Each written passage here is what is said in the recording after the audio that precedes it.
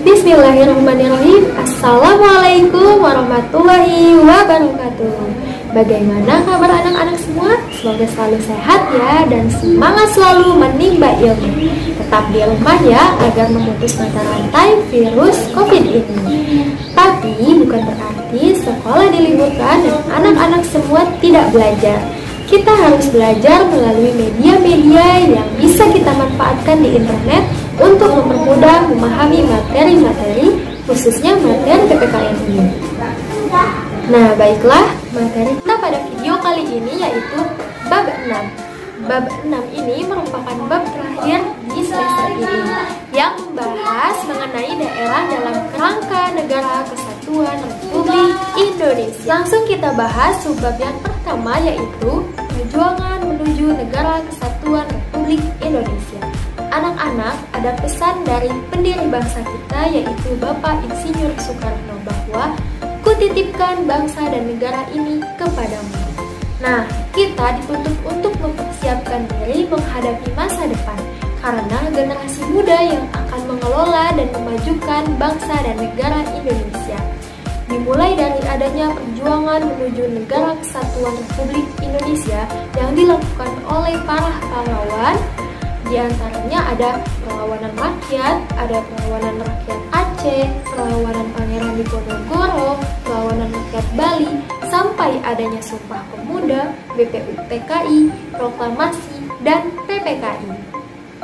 Kemudian, puncak dari semua perlawanan tersebut adalah dibacakannya teks proklamasi kemerdekaan di depan seluruh rakyat Indonesia yang kurang lebih dihadiri oleh 1.000 rakyat Indonesia.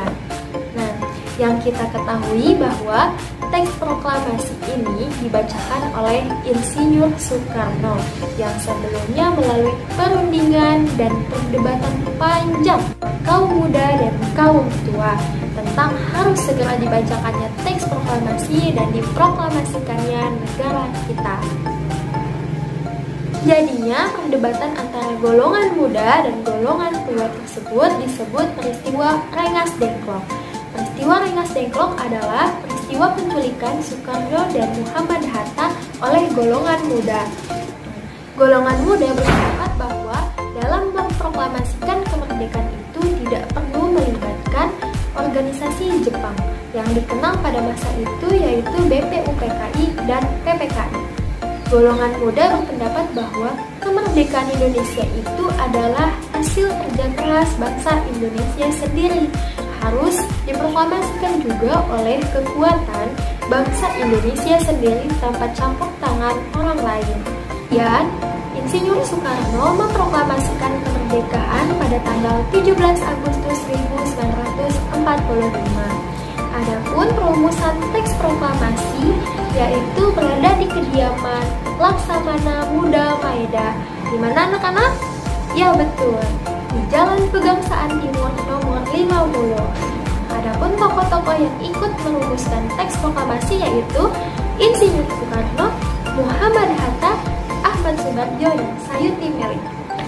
Ahmad Subarjo adalah orang yang merumuskan kalimat pertama, yaitu kami bangsa Indonesia dengan ini menyatakan kemerdekaan Indonesia. Insinyur Soekarno merumuskan kalimat kedua, yaitu hal-hal yang mengenai pemindahan kekuasaan dan lain-lain dilaksanakan dengan secermat-cermatnya, serta dalam tempo yang sesingkat-singkatnya. Muhammad Hatta sendiri adalah orang yang menyempurnakan serta menggabungkan kedua usulan tersebut, sehingga lahirlah teks proklamasi yang kita kenal hingga sekarang ini. Sayuti Melik adalah pengetik teks proklamasi tersebut. Terdapat 3 perubahan, yaitu 1. Kata tempo yang diganti kata tempo. Perubahan yang kedua yaitu wakil bangsa Indonesia diganti atas bangsa Indonesia. Yang ketiga yaitu Jakarta 17/8/05 diganti dengan Jakarta hari 17 bulan 08 tahun 05.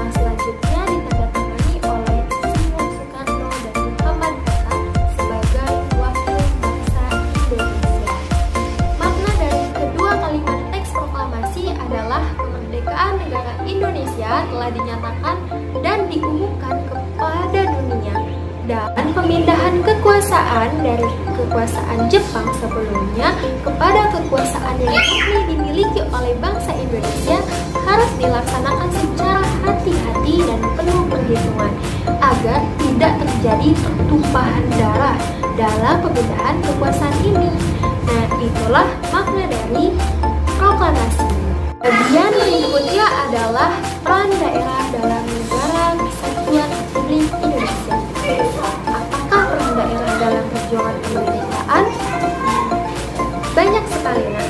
Contohnya seperti waktu kedatangan bangsa Portugis, Belanda, dan Jepang ke wilayah Indonesia yang diteruskan adanya penjajahan, maka mendapat perlawanan oleh bangsa Indonesia di berbagai daerah. Ada hal lainnya lagi, yaitu kita patut berbangga terhadap daerah asal kita masing-masing. Bagaimana kita bisa mempertahankan kebudayaan daerah kita dan bangga terhadap daerah kita sendiri. Kemudian, keterikatan daerah terhadap bangsa Indonesia disepakati untuk bersatunya wilayah Indonesia menjadi satu wilayah yang kita sebut Negara Kesatuan Republik Indonesia.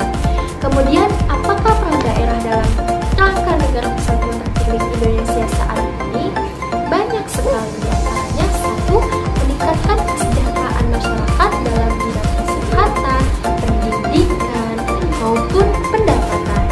Kedua, mengembangkan kehidupan bermasyarakat, berbangsa, dan bernegara yang demokratis. Serta masih banyak lagi. Nah, anak-anak semua di sini juga harus ikut mempertahankan dan memajukan Negara Kesatuan Republik Indonesia. Dengan cara apa? Satu, dengan cara belajar yang rajin. Yang kedua, dengan cara berprestasi di bidang akademik maupun non-akademik. Contohnya, mendapatkan kejuaraan dan lain-lain.